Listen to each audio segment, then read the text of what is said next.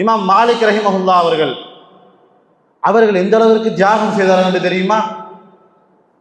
எல்லாம் பெருநாள் அன்னைக்கு என்ன செய்வோம்? காலையில் எல்லாருடைய உள்ளத்தில் என்ன தோணும்?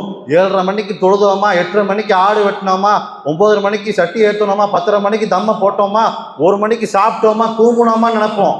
இமாம் மாலிக் ரஹமத்துல்லாஹி அலைஹி அவர்கள் தொழுகை திடலிலே தொழுது விட்டு தான் இல்மை கற்க வேண்டும் என்று எங்க பெருநாள் அன்று சென்றார்கள். அவருடைய உஸ்தாத் இப்னு ஷிஹாப் அவரிடத்தில் சென்றார்கள். தான் பயணித்து சென்று உஸ்தாதோட கதவை தட்டுறாங்க.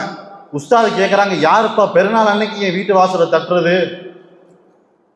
அப்ப சொல்றாங்க, மை நேம் இஸ் மாலிக், நான் தான் மாலிக் வந்திருக்கேன் ஹஜரத், கொஞ்சம் கதவை திறங்க, நான் உங்கள்கிட்ட ஹதீஸ் படிக்க வந்திருக்கிறேன்.